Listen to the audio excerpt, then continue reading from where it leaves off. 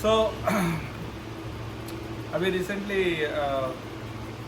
नरसिंह चतुर्दशी हुआ था और चंदन यात्रा का आखिरी दिन कब है? अभी आई थिंक आने वाली है 26 तारीख है। तो चंदन यात्रा मतलब ये सबसे ज़्यादा गर्मी का पीरियड है पूरे साल का। और अलग अलग ऋतुओं में भगवान अलग अलग लीला करते हैं। गर्मी के मौसम में वृंदावन भगवान कौन से लीला करते हैं? एक तो नौका वाला लीला करते हैं, हाँ? और नौका विहार के अलग अलग कथाएं करते हैं। भगवान के अलग अलग समय पर अलग अलग ऋतुओं में अलग अलग लीलाएं होते हैं और उन ऋतुओं में हमें भगवान का वो वाला लीला स्मरण करना चाहिए, उसको याद करना चाहिए और उस समय पर भी वो वाला लीला याद करना चाहिए। अब इस टाइम पे भगवान क्या करते होंगे वृंदावन में? दोपहर का टाइम, हाँ क्या नहीं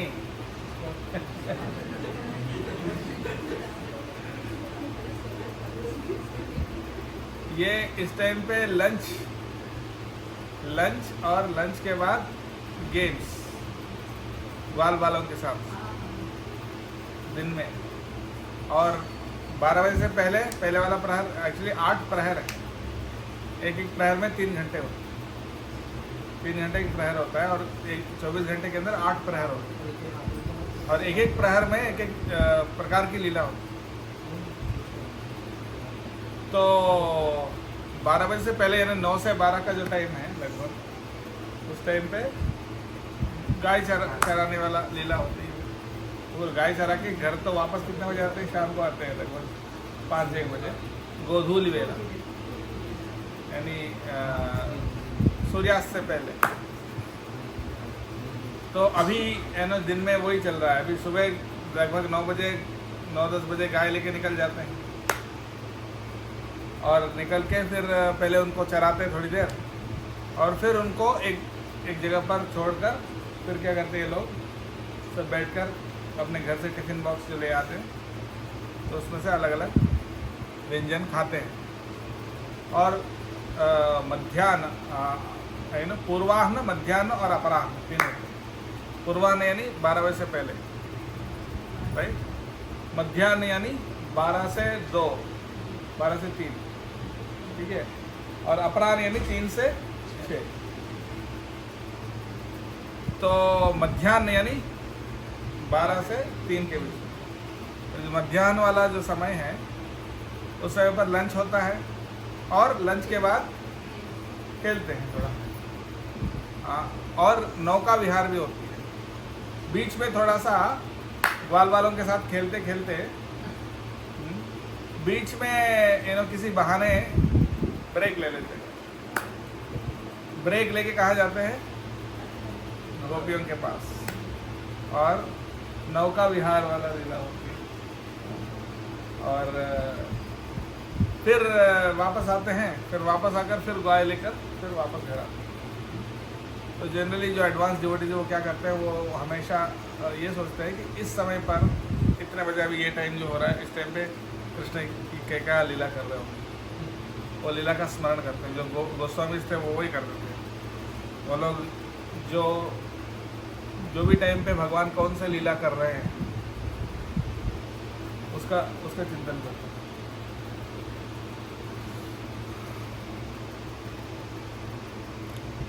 तो कोई भी टाइम पे वो सोचते थे कि मतलब वो भगवान का नाम का जप करते समय ध्यान में रहते थे कि अभी कृष्ण कौन सी लीला कर रहे हैं और अलग अलग लीलाओं को स्मरण करते थे। और हमको तो सिर्फ इतना ही पता है कि गाय चराते हैं, ये लीला हो गई, लेकिन वो तो एक्चुअली प्रॉपर तरीके से वो देख पाते हैं कि कृष्ण का कौन सा लीला चल रहा है, क्या कर रहे हैं एग्जैक्टली। और लीला स्मरण बोलते हैं उसको, लीला स्मरण करते हैं, हाँ। जो योगी है वो क्या करते हैं? भगवान का रूप का स्मरण करते हैं, भगवान का रूप के ऊपर ध्यान करते हैं, right?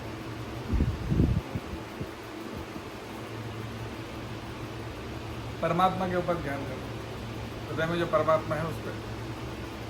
हाँ, उनका रूप, उनका आँख कैसे है, उनके चरण कैसे हैं, उनके चरण के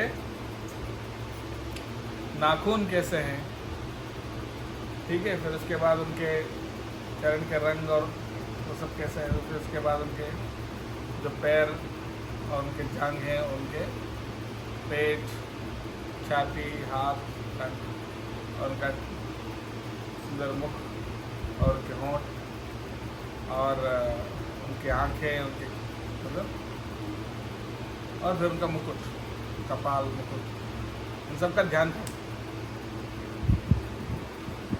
तो ये बहुत इम्पोर्टेंट है कि हमारा मन को भगवान के नाम, रूप, गुण और लीलाओं में के ध्यान में मग्न करना। सबसे पहले आता है नाम। जैसे फूल का कली होती है ना, फूल का कली, और ये कली धीरे धीरे धीरे खिलती है, खिलते खिलते खिलते पूरा खिल जाता है, राइट। तो उसी प्रकार से जो कली वाली अवस्था है नाम, और कली जब खिलती है तो धीरे धीरे भगवान का रूप दिखने लगता है, और खिलती है तो धीरे धीरे भगवान के गुण, भगवान के गुण समझ में आता है, भगवान के दिव्य गुण, और खिलते खिलते खिलते भगवान की लीला है। पहले नाम, फिर मैच्योर होने के बाद रूप, उसके बाद और आगे गुण, फिर लीला। तो जो योगी हैं वो भगवान का रूप पे ध्यान करते हैं, परमात्मा का रूप पे ध्यान करते हैं, और जो वैष्णव भी उन परमात्मा का रूप का ध्यान करते हैं। उसके लिए कहानी आती है कि रामानुजाचार्य जो श्री वैष्णव संप्रदाय के आचार्य थे, उनके एक शिष्य थे खुरेश। क्या नाम? खुरेश। हाँ, कौन कौन सुने इनके बारे में? खुरेश नहीं सुने? तो ये जो खुरेश हैं, ये उम्र में तो रामानुजाचार्य आचार्य से बड़े थे, बहुत बड़े विद्वान भी थे, ठीक है। तो दक्षिण भारत में एक राजा था, चोल राजा, राजराज चोल। और ये चोल राजा था, पूरा दक्षिण भारत का उनका बहुत बड़ा इन्फ्लुएंस था। वो शिव जी का भक्त थे, और शिव जी की भक्ति को प्रचार करना चाहते, शिव जी का शैव धर्म। तो राजराज चोल जो है वो, उनको पता चला कि ये शैव धर्म प्रचार करने के लिए सबसे बड़ा रुकावट कौन है? वैष्णव। क्योंकि वैष्णव तो विष्णु के उपासना करते हैं, तो उनका भी प्रचार, उनका भी इन्फ्लुएंस बहुत बढ़ रहा है। लेकिन तो फिर चोल राजा ने कहा इसको रोकना है, तो उसके लिए क्या सोचा उन्होंने? उसका जो लीडर है वैष्णव धर्म का, वो कौन है? रामानुजाचार्य। तो रामानुजाचार्य को अगर कन्वर्ट किया जाए शैव धर्म में, तो फिर सब शैव हो जाएंगे, उनको कोई रोक नहीं सकता, ऐसा उन्होंने सोचा। तो रामानुजाचार्य को तो कन्वर्ट करना है तो कैसे संभव है? तो फिर उनको सोचा कि उनको बंदी बना के ले आते हैं और ज़बरदस्ती उनको मनवाते हैं। तो ये जो प्लान था उनका, षड्यंत्र था, ये पता चल गया कि इनको, रामानुजाचार्य को और उनके शिष्यों को। तो उनका शिष्य एक था कुरेश, और एक कुरेश ने कहा, उम्र में तो वो रामानुजाचार्य से बड़े थे, तो उनने कहा कि आप मत जाइए, आप वो राजा के सैनिक पकड़ लेंगे आपको, तो इसलिए आपके वस्त्र हमें दे दीजिए, और वो आएंगे तो हमें ले जाएंगे, तो रामानुजाचार्य सेफ हो जाएंगे, वो अलग चले जाएंगे। तो फिर उन्होंने क्या किया, रामानुजाचार्य के वस्त्र उन्होंने खुद पहन लिया, और इनके जो गृहस्थ वाले कपड़े रामानुजाचार्य ने पहन लिए। तो फिर वो आया, राजा के सैनिक आए और उनको पकड़ के ले गए किनको? कुरैश को, ये सोच के कि यही रामानुजाचार्य। तो राजराज चौड़ के पास ले गए, तो बोले बोले आपको शैव धर्म स्वीकार करना पड़ेगा। उसके लिए फिर उन्होंने क्या किया, एक तालपत्र में लिखा शिवात परतरम नास्ति, यानी शिव से बड़े कोई नहीं है, शिवात परतरम नास्ति लिखा, उसके नीचे साइन करने के लिए दे दिया। तो उन्होंने कुछ लिखा उसके नीचे और वापस राजराज चौड़ ने पढ़ा, तो क्या लिखा उसमें?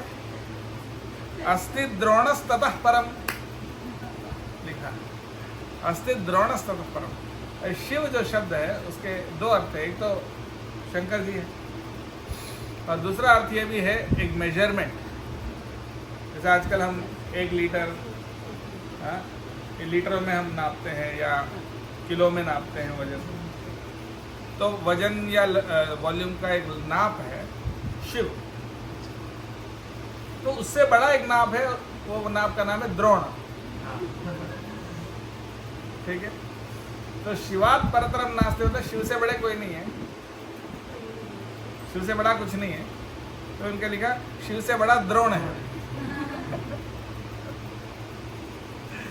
तो ये देखा जब राजराज चौड़ ने बोला इसको तो ऐसा नहीं चलेगा, फिर उनको आदेश दिया कि उनको दोनों आंखें अंधे करने की। तो फिर क्या किया, गरम लोहे के एकदम लाल रॉड निकाल के उनके दोनों आंखों में डाल दिया, तो अंधे हो गए। और कुरैश तो उनको तो लगा रामानुजाचार्य को, और अंधा होने के बाद फिर छोड़ दिया उनको। और फिर वो वापस समूह रामानुजाचार्य के पास चले गए।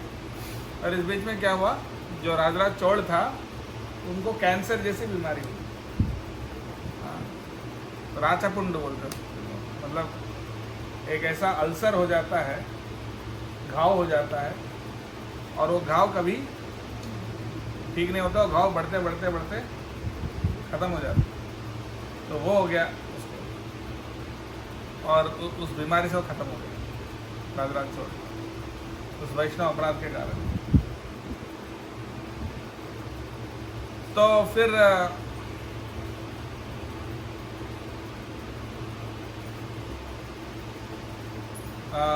तो ये हुआ। तो फिर रामानुजाचार्य के पास वो चले गए, कौन? कुरैश। और रामानुजाचार्य तो उनको बोले कि भाई आप, मतलब कुरैश बहुत बड़े भक्त थे, वो डेली भगवान का दर्शन, उनका श्रृंगार सब करते थे और भगवान से बातचीत भी करते।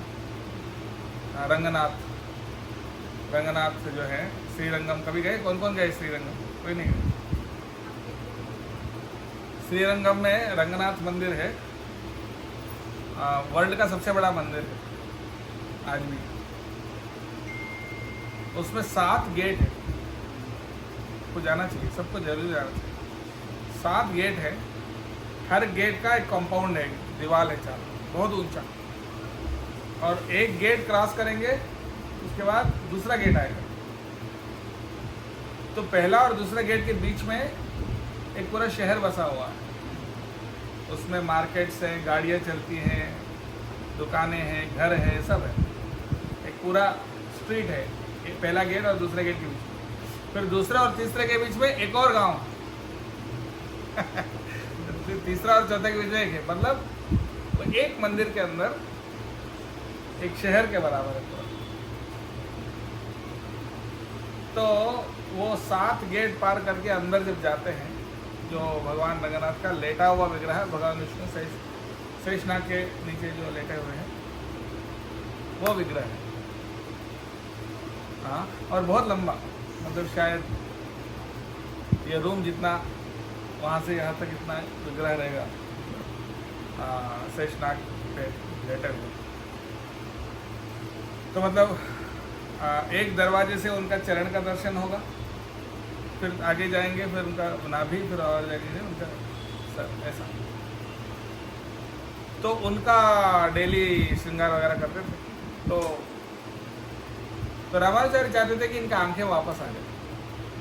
तो रामानुजाचार्य खुरेश से कहते थे, आप भगवान से डेली बात करते हो ना, तो आपकी आंखें मांग लो वापस। तो बोले नहीं, मुझे इस भौतिक संसार में कुछ देखना ही नहीं।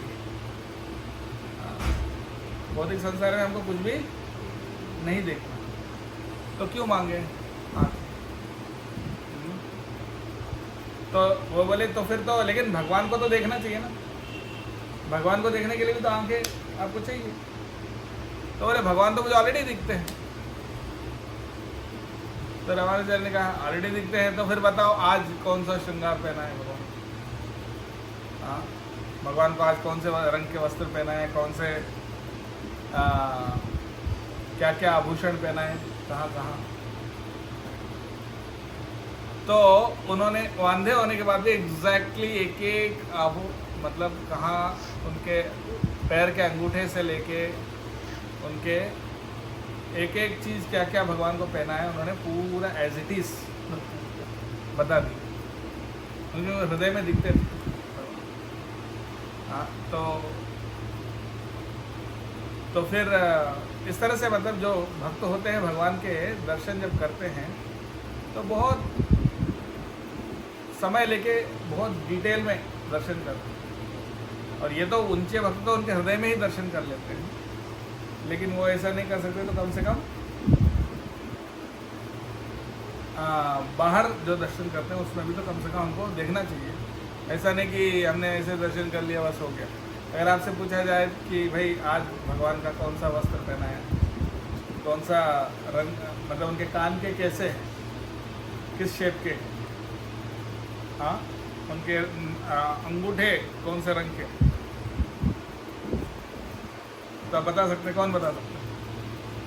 अच्छा, कम से कम कौन बता सकते हैं कि कौन से रंग के वस्त्र पहना है? कौन बता सकते जी? आज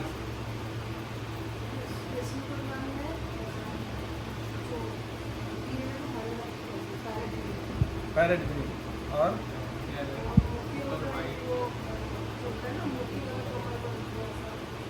मोती वाला कमल, और ऊपर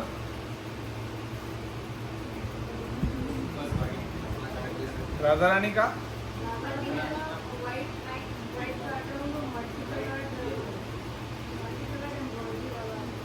अच्छा, मैंने तो दर्शन किया ही नहीं है अभी।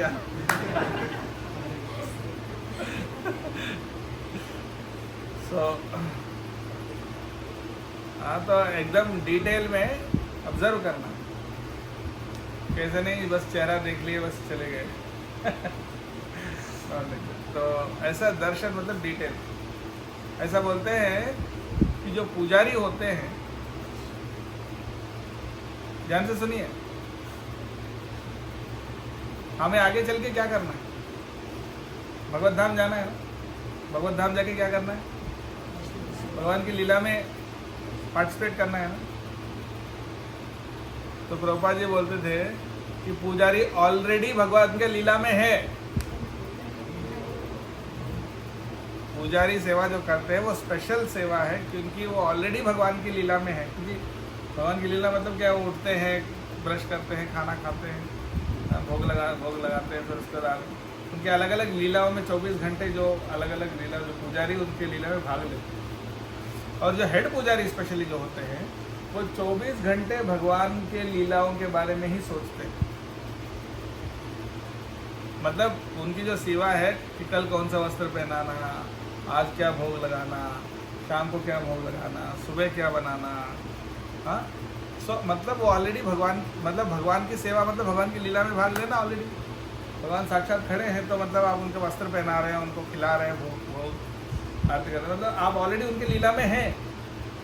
मतलब एक प्रकार से जो पुजारी है वो ऑलरेडी भगवत धाम में प्रवेश कर चुके हैं। ऑलरेडी भगवान की लीला में प्रवेश कर चुके हैं। Only thing is you do not realise, they may or may not realise it so much, but so therefore पुजारी सेवा करना बहुत ज़रूरी है। और पुजारी जो सेवा करते हैं वो एक्चुअली वो एक्चुअली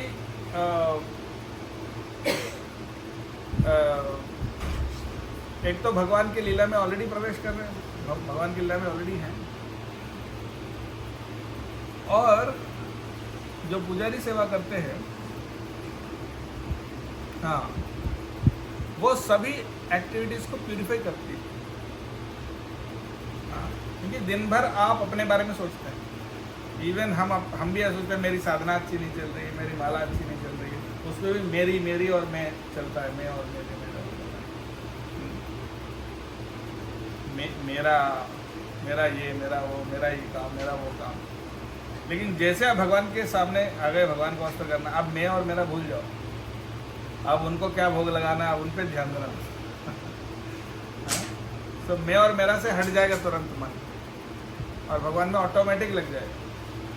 तो इसलिए, पर इसका मतलब ये नहीं है कि योग्यता हासिल किए बिना घर में, मतलब हम, कुछ लोग ऐसा है कि घर में बहुत लंबी लंबी मूर्ति पूजा करते रहते हैं, अर्चना, वो उसके लिए सही योग्यता की आवश्यकता है। लेकिन मंदिर में करने में कोई हर्ज नहीं, मंदिर में हर कोई कर सकता है, लेकिन ऑफकोर्स आपको लिए उसके लिए दीक्षा लेना पड़ेगा और उसके कुछ नियम पालन करना पड़ेगा। लेकिन वो करके फिर भगवान की अर्चना सेवा कर सकते हैं, या फूल माला बनाना भी अर्चना सेवा है, हाँ, या उनके लिए भोग बनाना भी अर्चना सेवा है।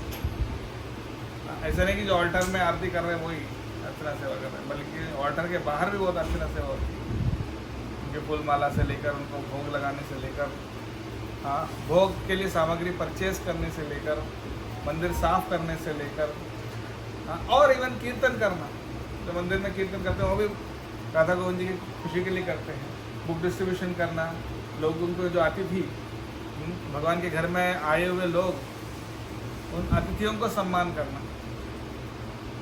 वो भी विग्रह सेवा है। हाँ,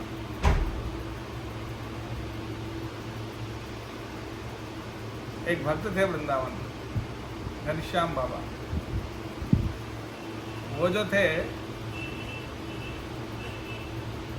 वो बहुत राइस परिवार से थे, और ये राइस परिवार से आके भी वो जब वृंदावन में आए थे उनके परिवार के साथ, तो उन्होंने सोच लिया बचपन में ही कि मुझे घर वापस नहीं जाना, घर वापस नहीं जाना, ठीक है। तो जब उन्होंने सोच लिया कि घर वापस नहीं जाना है, तो उनके माता पिता ने कहा कि अगर आप वापस नहीं आओगे तो हमारी संपत्ति का कोई हिस्सा आपको नहीं मिलेगा। तो बोले ठीक है, हमें नहीं चाहिए, तो वहीं रह गए। और बचपन से ही उनका आदत था भगवान का नाम वृंदावन की मिट्टी में लिखना, उंगली से ऐसा लिखते लिखते लिखते, जैसे वो लिखते थे फिर नाम लिखते थे और फिर मिटा देते थे, फिर नाम लिखते थे मिटा देते थे, ऐसा करते थे। ऐसा कई साल करते करते करते एक दिन क्या हुआ, जब लिखते लिखते उनकी उंगली में कुछ लगा, और थोड़ा सा खोद के देखा तो कौन लिखने, राधा गोपीजन वल्लभ, राधा गोपीजन वल्लभ के विग्रह मिल गए। पता नहीं कितने पुराने, क्या कुछ नहीं पता, तो मिल गए। उनके पास तो कोई घर वर तो था नहीं, तो उनको ऐसे ही पेड़ के नीचे रख के जो भी उनको आता था उनको भोग लगाते थे। और उसके बाद किसी गृहस्थ ने बोला चलो ठीक है, पेड़ के नीचे अच्छा नहीं लग रहा है, हमारा घर में एक अलमारी है उस पर रख। तो उनके घर में किसी अलमारी में रख लिए और उनके भोग लगाने लगे। और भोग कैसे लगाते, उनके पास तो कुछ साधन था नहीं, तो डेली भिक्षा मांगते थे। भिक्षा मांग के जो आता था वो सिर्फ ज़्यादा नहीं भिक्षा मांगते थे, 4 रोटी भिक्षा मांगते थे, और 4 रोटी के साथ जो भी वो भोग लगाते थे। और वो भोग लगा के अगर कोई गेस्ट आए तो पहले उनको दे दे, उसके बाद कुछ बचा तो खा ले। तो राधानाथ स्वामी महाराज जब नौजवान थे उस टाइम पे, उनके पास वृंदावन में वो घूमते थे, तो उनके पास गए,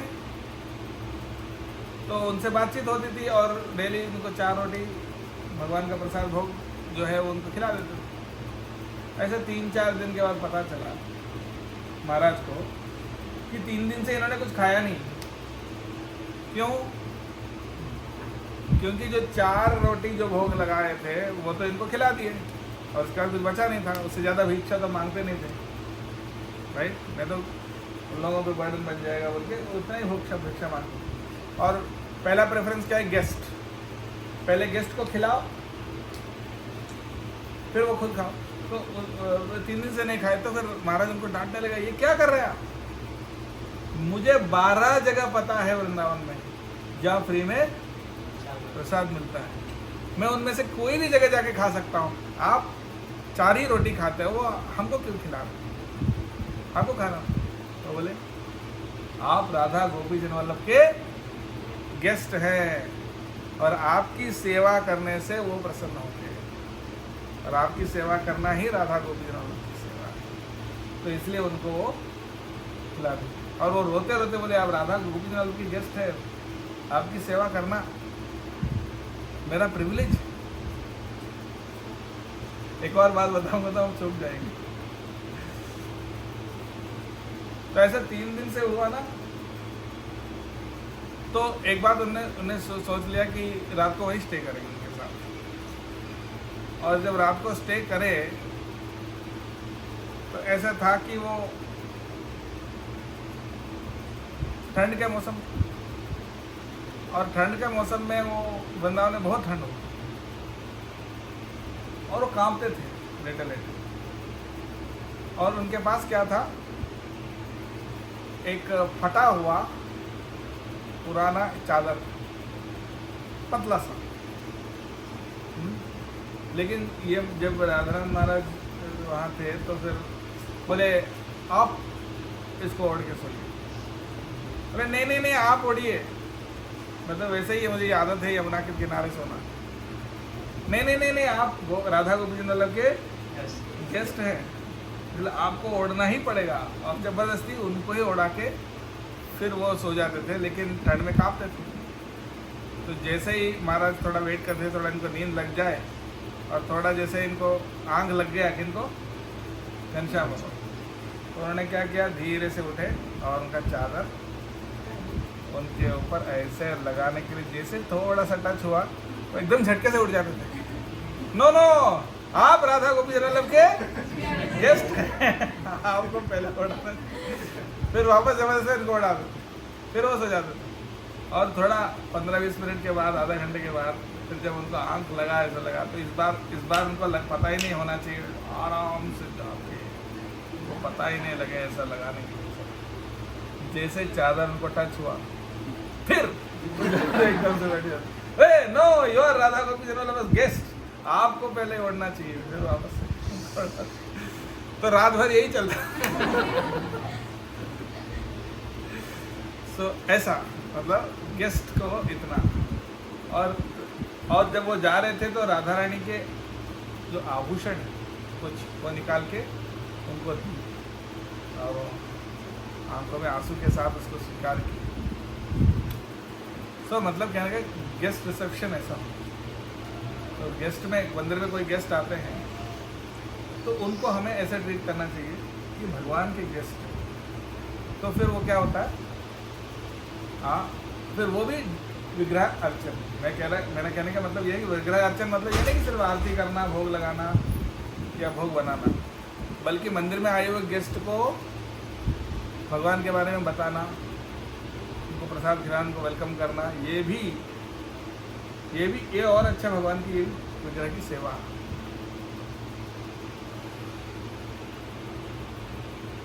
तो मंदिर में जो भी आता है उनको भगवान का प्रेम फील होना चाहिए, तो वैसा उनको प्रेम देना। तो ये एक चीज़ है। हाँ, तो इस प्रकार से जो भक्त होते हैं वो भगवान का विग्रह की रूप का ध्यान करते हैं। विग्रह की सेवा में भगवान का रूप का ध्यान होता है, भगवान की लीला का ध्यान होता है। और जो और एडवांस डिवोटीज है जैसे 6 गोस्वामी, वो तो भगवान की लीला का ध्यान किस मांग करते हैं। भगवान की लीलाओं का स्मरण करते थे। और जब भी हरे कृष्ण मंत्र जप करते हैं तो तुरंत वो गोलोक वृंदावन में एंटर कर लेते थे कि वहाँ अलग अलग जो पास टाइम्स जो लीला होते हैं वो सब उनको दिखाई पड़ने लग जाते। हाँ, तो एक बार ऐसा हुआ कि रूप गोस्वामी भगवान का लीला का स्मरण कर रहे थे और जब बैठे बैठे भगवान का लीला का ध्यान कर रहे थे तो कुछ ऐसा चमत्कारी लीला हुई। तो वो जो लीला का ध्यान कर रहे थे तो जनरली क्या है ना, गोस्वामियों का भाव विप्रलंब है। विप्रलंब यानी हाँ विरह। विप्रलंब का मतलब होता है विरह, यानी भगवान से दूर होने का जो दुख है। जैसा गोपियाँ तो उसी दुख में थे ना, कृष्ण चले गए उसके बाद, वृंदावन छोड़ के जब चले गए उसके बाद, तो जो विप्रलंब का जो दुख है वो महसूस करते थे कौन? श्री गोस्वामी। और अधिकतर उनका जो लीला जो स्मरण करते थे वो ऐसे ही थे। तो जो विप्रलंब जो है उस भाव से उन्होंने बहुत सारे ग्रंथ लिखे और उन ग्रंथों में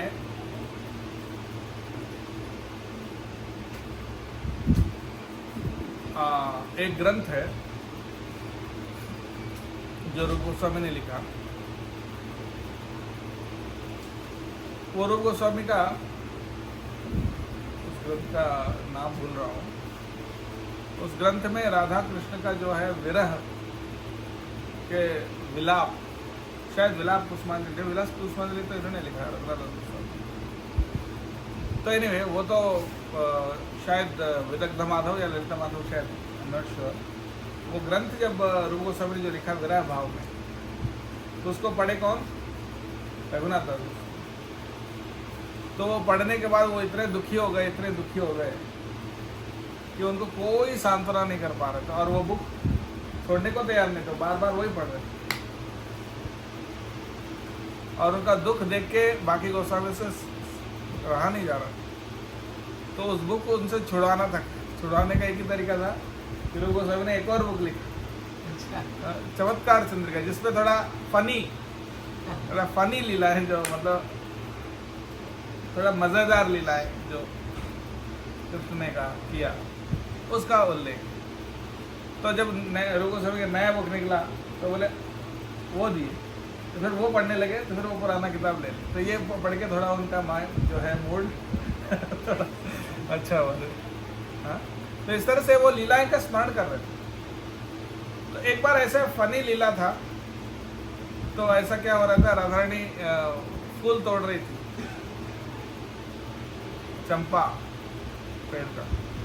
तो उस पेड़ से फूल जब तोड़ रही थी, एक ढाल था, थोड़ा सा ऊंचा था, तो उस ढाल से फूल तोड़ने के लिए प्रयास कर रही थी।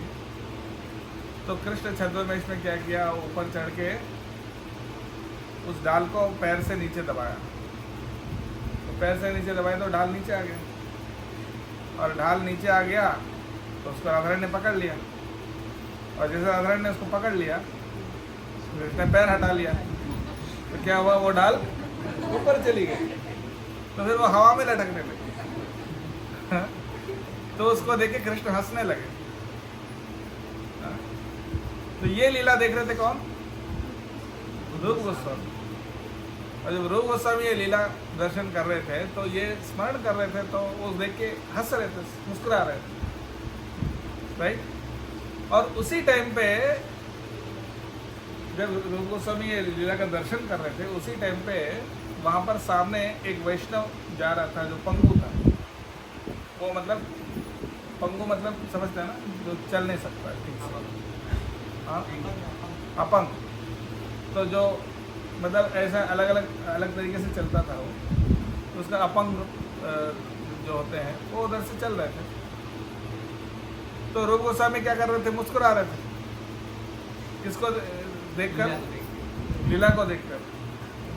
हाँ, लेकिन इनको क्या लगा कि हमें देख के मुस्कुरा।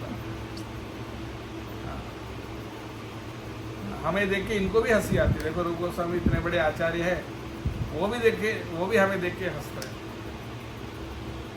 ऐसा उनको लगा, उन्होंने कुछ बोला नहीं, चले गए, थोड़े दुखी हो गए।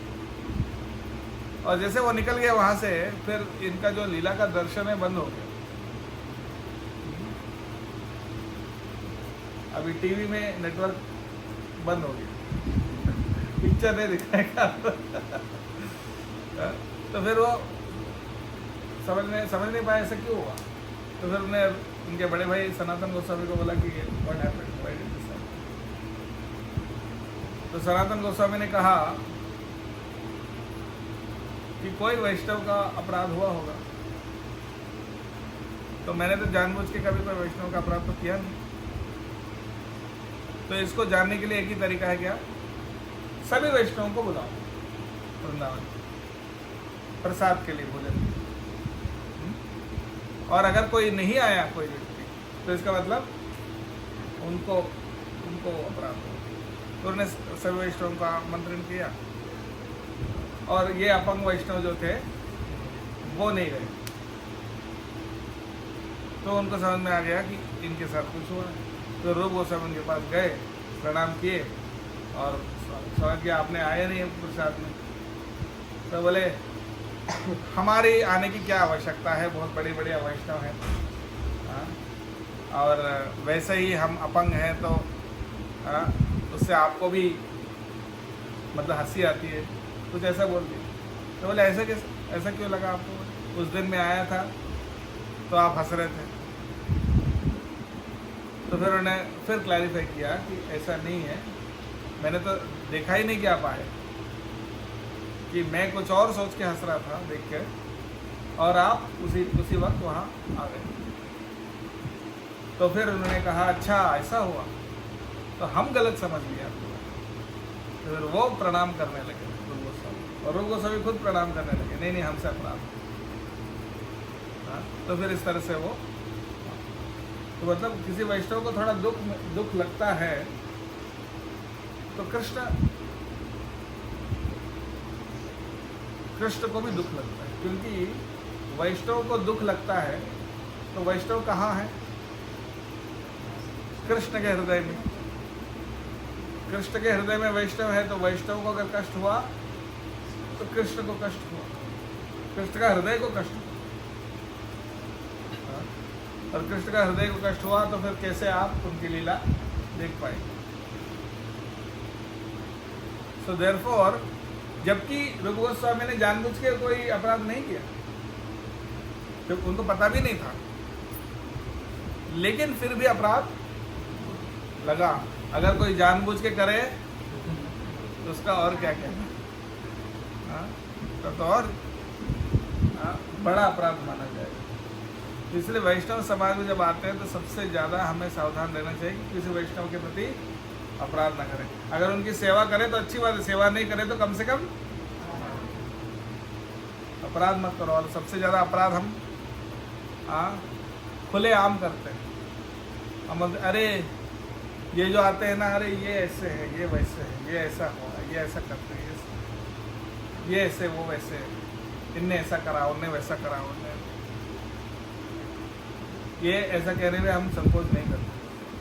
पर ये जो है सबसे भक्ति में सबसे ज्यादा खतरनाक अगर कोई चीज है तो वो ये,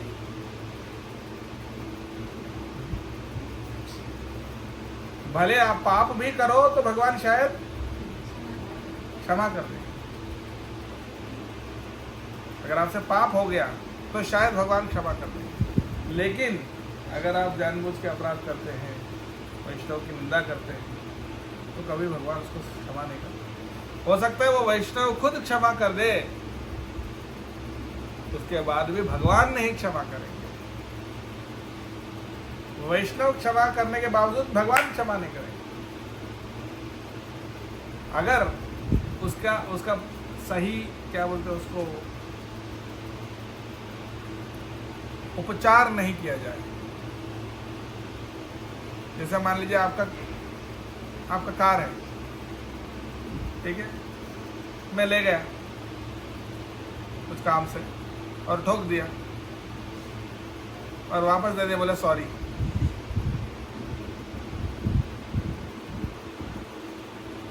तो आप बोलोगे कोई बात नहीं, आप क्या करोगे, थोड़े उसके पैसे थोड़ी मांगेंगे, ठीक है सॉरी, आपने सॉरी बोल दिया। लेकिन सॉरी बोलने से उनने बोला ठीक है कोई बात नहीं, तो भी क्या आपका अपराध माफ़ हो जाएगा? भले उन्होंने माफ़ कर दिया, फिर भी उसका जो नुकसान हुआ है उसका आपको भरपाई करना पड़ेगा, है कि नहीं? मतलब ये तो एक ग्रॉस उदाहरण है, लेकिन आपने किसी को ऐसा शब्द बोल दिया जिससे उनको दुख लगा, और उससे भी खतरनाक उनके बारे में किसी और से कहा। सीधा उनको कहते तो थोड़ा कम दुख होता, लेकिन उनके बारे में तीसरे व्यक्ति से कहेंगे और वो तीसरे व्यक्ति से उनको पता चला कि उनने मेरे बारे में ऐसा कह दिया, तो उससे जो कष्ट होता है, आप इवन सॉरी बोलकर भी उसको, भले आप सॉरी बोलेंगे तो कह देंगे कोई बात नहीं, चलो कोई बात नहीं, कुछ नहीं है, दिक्कत नहीं, भूल जाओ, लेकिन फिर भी कष्ट कहीं है।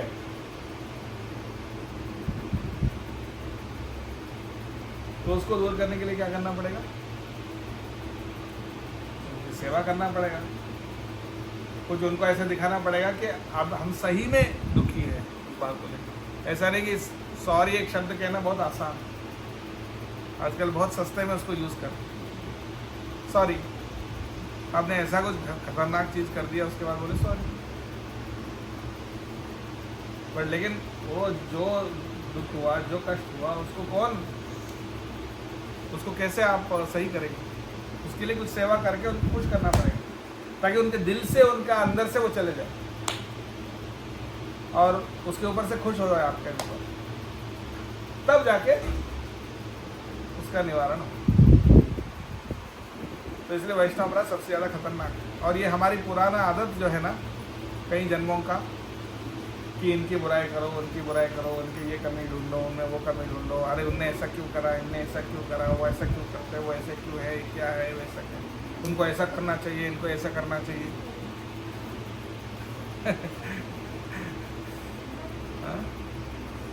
उसी पे हमारा ध्यान जाता है। हमें क्या करना चाहिए वो कोई बात नहीं, वो तो हम फिर हमारा काम सिर्फ इनको क्या करना चाहिए और उनको क्या करना चाहिए ये देखना हमारा काम है, और हमें क्या करना चाहिए वो हमने विचार। बल्कि वैष्णव कैसा होता है, उनको क्या करना चाहिए वो उनका काम है, हमारा काम नहीं। उनको क्या करना चाहिए और इनको क्या करना चाहिए देखना उनका काम है, और उनके ऊपर जो है उनका काम है देखना। हम कौन होते हैं बोलने वाले? हमें अपना काम से काम रखना चाहिए। बल्कि हम कैसे हैं, हमारा ध्यान इस पे होना चाहिए, हम अपने आप को कैसे सुधार सकते हैं। गलती ढूंढना है तो खुद में, दूसरों में अच्छा ही ढूंढो, और उनमें कमी है तो वो देखना आपका काम नहीं। हाँ, अगर वो आपका दोस्त है और अगर आप उनका फ्रेंड हो, आप उनके भलाई के लिए कुछ बोलना चाहते हो, एक अलग बात, क्योंकि वहाँ आपके उनके साथ संबंध, उस संबंध के आधार पर आप उनके भलाई के लिए सुधार या सुझाव दे सकते हैं, और वो संबंध अगर अच्छी हो तो फिर उसको स्वीकार भी कर सकते हैं। लेकिन अगर आपका उनके साथ वो संबंध नहीं है और सीधा जाके बोल रहे प्रभु आप ये गलत कर रहे हो, ऐसा क्यों कर रहे हो, ये नहीं करना, वो करो, वो का अंदर रुकेगा। आपसे किसने पूछा नहीं?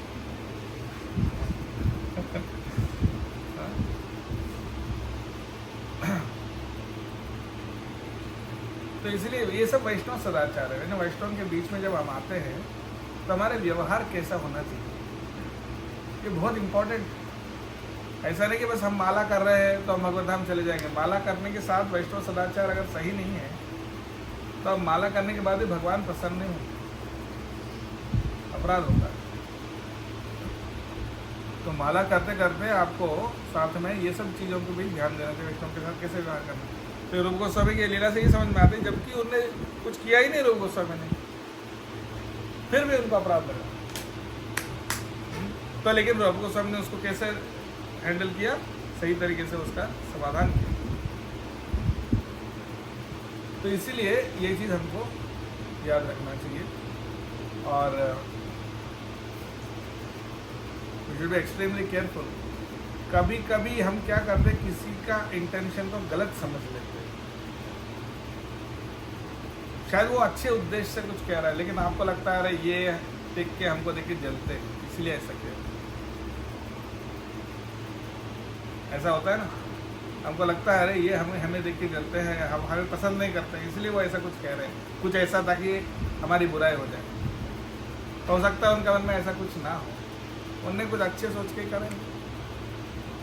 इसलिए उनसे ऐसी चीज़ों में हमें खुद कुछ सोच के नहीं बैठ जाना चाहिए। हमें क्या करना चाहिए, उनके पास जाकर पूछना चाहिए कि भाई क्या आपने ऐसा कहा, अगर कहा हो तो क्यों, क्या सोच कर। तो तब वो जवाब देंगे तो आप उसमें अच्छा मैंने ही गलत सोची, लग जाए। इसलिए वैष्णवों के बीच में आदर सम्मान का व्यवहार। एंड अगर किसी में गलत, सही में गलत हो तो भी वैष्णव कभी उसको ध्यान नहीं देता।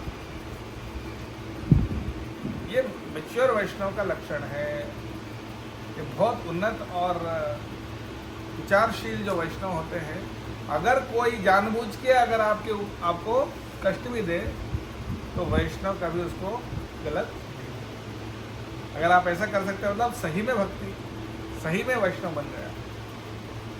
उसके लिए उदाहरण तक क्या हुआ, वो तो प्रे किए उनको, लेकिन गलत नहीं समझते। कोई आपके प्रति अपराध होता है तो उसको अपराध जैसा नहीं लेते। अम्बरीश महाराज को दुर्वासा मुनि ने क्या किया, उनको मारने के लिए कृत्या, वो एक राक्षस को पैदा किया, लेकिन भगवान ने सुदर्शन चक्र भेजा, उसको मारा और उसका पीछे करना है। दुर्वासा मुनि पूरा घूम फिर के वैकुंठ तक भी पहुंच गए। उसके बाद वापस भगवान ने कहा हम कुछ नहीं कर सकते, वापस उनके पास गए। फिर वापस आए, फिर उनसे माफ़ी मांगे तो बोले आपने कुछ गलत किया ही नहीं। अगर मैंने कभी कुछ भक्ति किया हो तो सुदर्शन जी आप चले जाइए, आपने कुछ किया ही नहीं। दैट इज वैष्णव। वो तो बहुत मुश्किल है, मुश्किल ऐसा लगता है, लेकिन भगवान की कृपा से कुछ भी संभव है। लेकिन ये स्टैंडर्ड है।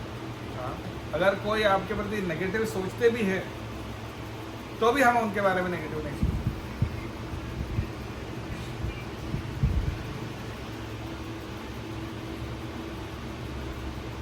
अगर आपके पास सबूत है तो भी, और अगर सबूत नहीं है तो सवाल ही नहीं उठता कि अज्यूम करने का कि वो हमारे बारे में गलत सोचते। इसलिए last point is to assume. Assume का मतलब जानते हैं आप? इंग्लिश वर्ड है एज्यूम, ASSUM। एज्यूम शब्द का अर्थ क्या होता है?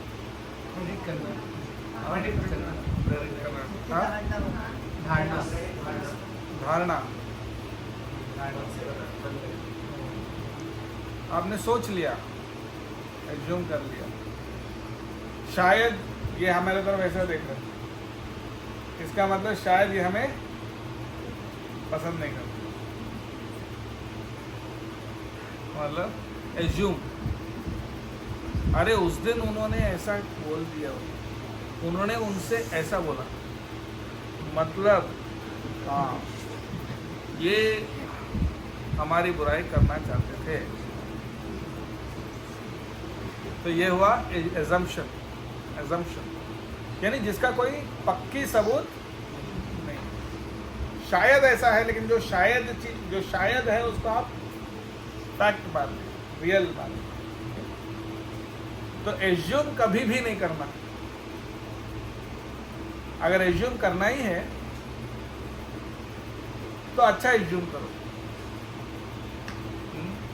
शायद अच्छे उद्देश्य से करो, ऐसे एज्यूम करो, ना कि कभी एज्यूम करना कि ये गलत उद्देश्य से करो।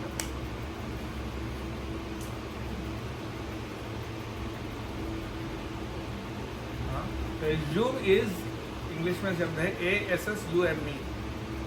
इसको तोड़ा जाए ASS मतलब एस, यू यानी आप, मी यानी मैं, making an S out of you and me, मतलब सामने वाले को और खुद को दोनों को गधा बनाना।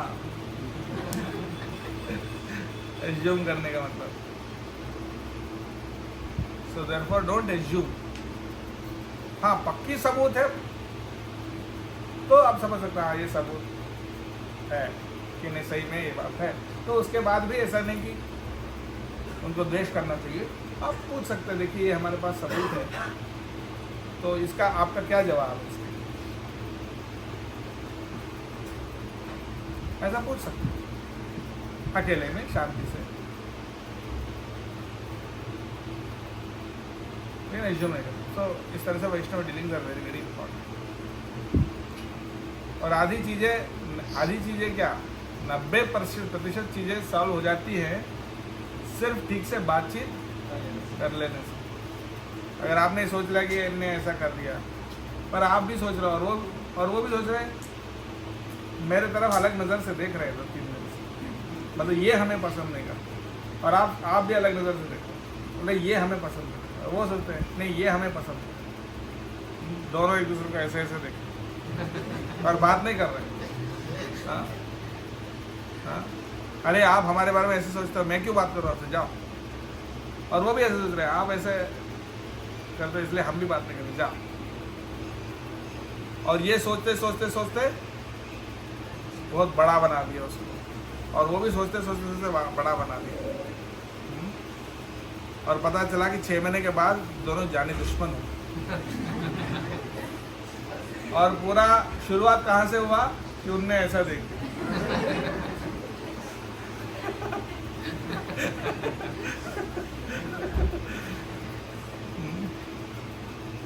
तो इसलिए अच्छा है कि पहले से बातचीत करते रहे, तो बातचीत करते रह रहे। उन दिन ऐसा क्यों देखा आपने, बोले अच्छा वो अरे मेरे घर में लड़ाई हो गई तो मेरे मन में कुछ फ्रस्ट्रेशन था इसलिए ऐसे देखा, आपको देख के नहीं देखा। अच्छा अच्छा अच्छा, कोई बात तो क्लियर हो गया।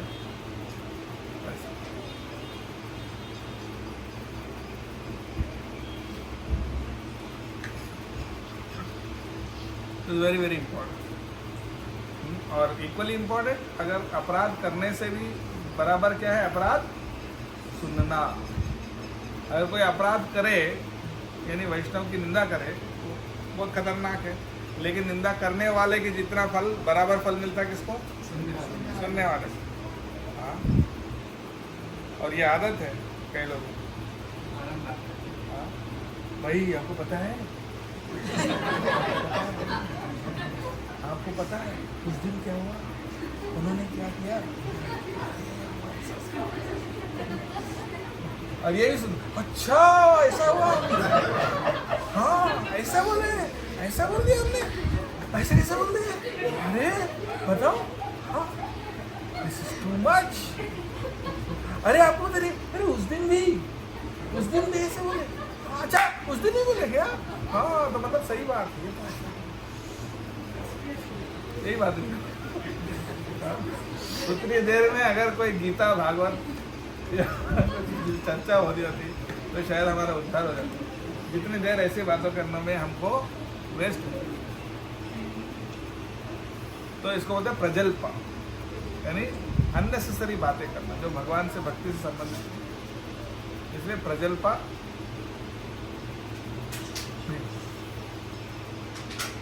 इससे हमारी भक्ति का नाश होती है।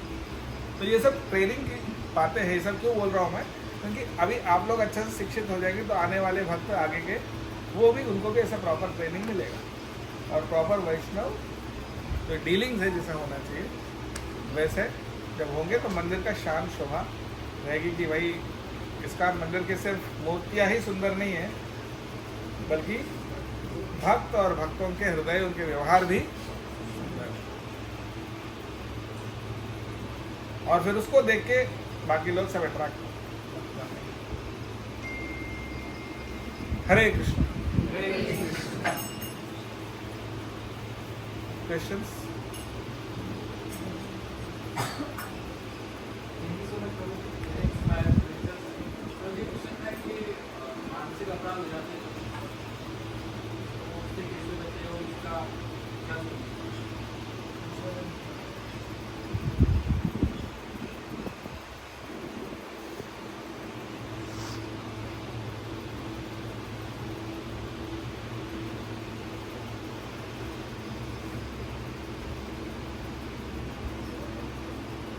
एज ए सेड, जब तक कोई चीज़ बहुत बड़ा ज़रूरी ना हो तो उसके बारे में ध्यान देने की क्या जरूरत। मान लीजिए कोई चींटी ने काटा, तो क्या आप सर्जन को दिखाएंगे देखो चींटी ने काट दिया, उसके लिए कुछ करो? ठीक है, छोटी सी कोई बात नहीं, हल्का सा खांसी हो गया, हल्का सा चीज हो गया, तो ध्यान देने की क्या जरूरत। छोटी छोटी चीजों को जाने दो। हमारे जीवन में यही काम है क्या? इससे बड़ा कोई काम नहीं है कि इसने क्या क्यों किया, उसने ऐसा क्यों किया, रहने दो। कुछ अच्छा है उनके अंदर वो सोचो। हाँ, लेकिन बड़ी प्रॉब्लम है, अगर मान लो कोई सही में आपको बहुत परेशान कर रहा है तो एक अलग बात है, तब आपको डील करना। तब आप उनको नम्रता से, पहले तो नम्रता से जाकर पूछना होगा ये क्यों, आपने ऐसा क्यों बोला, आपने ऐसा क्यों, ताकि मेरे मन में वो चीज़ ना रहे, इसलिए मैं क्लियर करना चाहता हूँ। फिर वो जवाब देंगे तो उस हिसाब से मैं समझने की कोशिश करो। समझ सॉल्व नहीं हुआ तो जो सीनियर हैं, जो बड़े हैं, उनके पास जाओ, उनसे रिक्वेस्ट करो कि वो देखें इस बात को, और कोशिश करो जल्दी से जल्दी उस चीज़ को मन से निकालो। कैरी नहीं करना उस चीज़ को।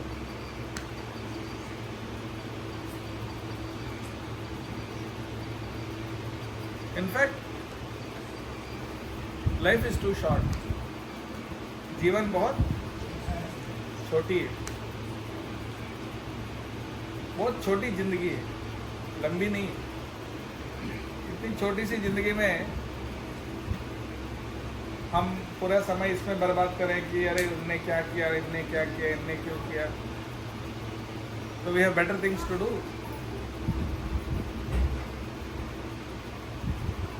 तो जो इम्पोर्टेंट है उस पर ध्यान। जीवन में इम्पोर्टेंट क्या है? जो शाश्वत है वो इम्पोर्टेंट है कि जो टेम्पररी है वो इम्पोर्टेंट है? तो शाश्वत चीज़ों पे ध्यान दो। शाश्वत क्या है? भगवान का नाम है, भक्तों का संग है, ये शाश्वत है, उस पर ध्यान दीजिए। और जो टेम्पररी चीज़ें ये उस पर ध्यान देने का हमारा समय का बर्बादी है।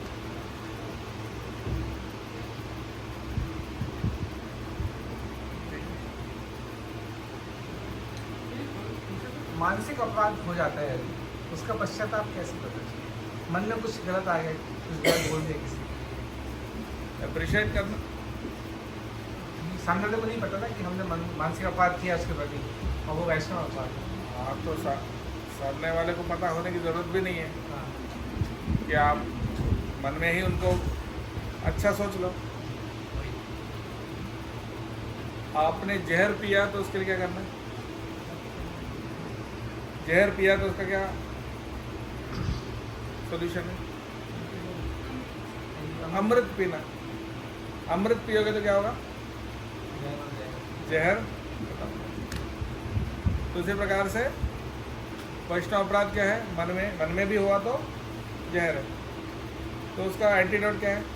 अमृत, यानी उसका गुणगान करो, उनका अच्छा ही देखो, उनके क्वालिटीज़, अच्छे क्वालिटीज़ के बारे में सोचो। अरे ये चीज़, ये कितना अच्छे, ये सेवा कितना अच्छा करते हैं, इनके अंदर ये अच्छे गुण हैं, ये कितने अच्छे भक्ति करते हैं, ऐसा उनके बारे में मन में अच्छा सोचो, तो जो बुरा सोचा वो हट जाएगा। चैतन्य महाप्रभु से वो मिले थे चापाल गोपाल, जिन्होंने श्रीवास ठाकुर के प्रति अपराध किया। तो चैतन्य महाप्रभु ने उनको क्या बोला? जिस मुंह से आपने निंदा रूपी जहर पिया, उसी मुंह से वैष्णव स्तुति रूपी अमृत पिया। तो फिर वो स्तुति करने लगे श्रीवास ठाकुर की। तो अगर आपका किसी ने 1000 रुपये का नुकसान किया और 2000 रुपये का गिफ्ट दे दिया या 5000 का गिफ्ट दे दिया, तो आप उसको मानेंगे? मान लीजिए आपका गाड़ी को ठोक दिया, नया गाड़ी गिफ्ट करके दिया, तो आप क्या बोले? रोज ठोको हमारा गाड़ी।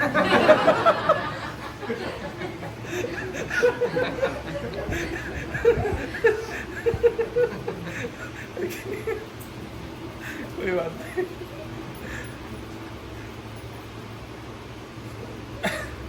तो लाइक दैट, अगर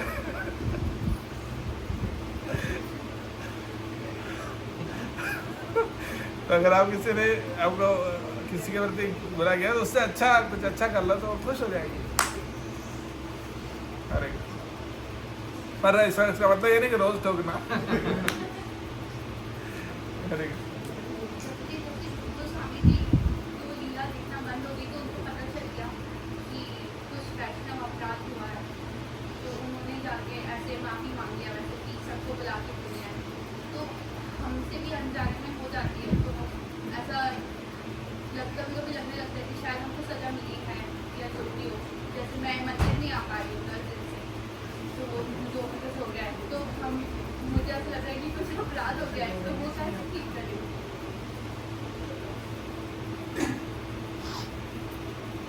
सजा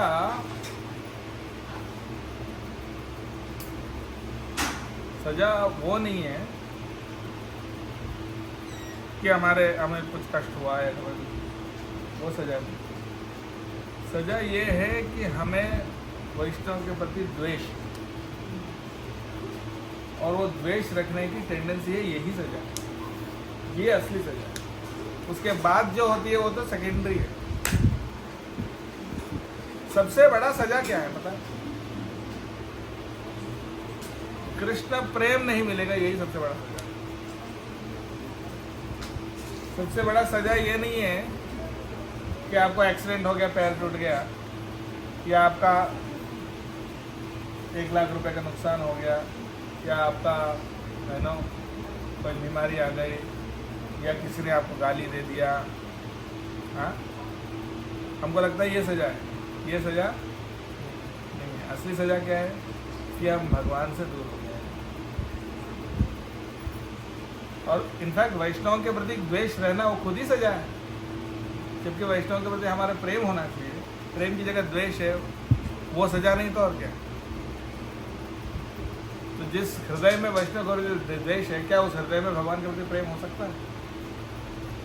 जो दिल वैष्णव को द्वेष करता है, वो दिल क्या भगवान को प्रेम कर सकता है? नहीं कर सकता। उससे बड़ा सजा और क्या।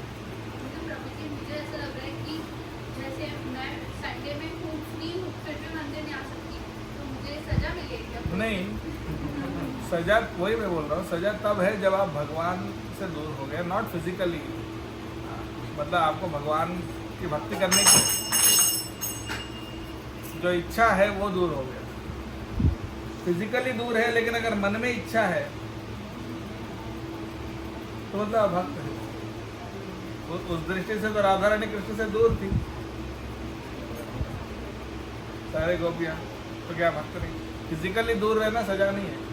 जब आपके दिल से दूर हो जाए भगवान, या आपके अंदर इच्छा कम हो जाए भगवान की भक्ति करने की, वैष्णव सेवा करने की, नाम जप करने की, पहले जितनी इच्छा होती थी, पहले जितना मन होता था, अब उतना मन नहीं हो रहा है, ये सजा है। पर लेकिन फिजिकली दूर हुए और रो रहे, कृष्णा कब मैं आपका दर्शन कर पाऊंगा, कब मैं आपकी सेवा कर पाऊंगा, और आपका समय चैंटिंग में और इन चीज़ों में व्यतीत कर रहे हैं, तो अल्टीमेटली हरिनाम में रुचि तो बढ़ी है ना, जरूर हो जाती है। ऐसा टेस्ट कम हो जाता है, ये सजा। और अपराध करने की प्रवृत्ति बढ़ जाती है, ये सजा है। आज एक अपराध करे, कल 10 करेंगे, परसों 100 करेंगे। उस तरह से आप प्रोग्रेस करेंगे अपराध में। है ना? हाँ, we are breaking new records every day. हर रोज एक नया रिकॉर्ड बनाते हैं अपराध करने। हमारा खुद का रिकॉर्ड खुद ही तोड़ते हैं। हाँ? ऐसा प्रोग्रेस होगा, तो ये सजा है। ठीक है,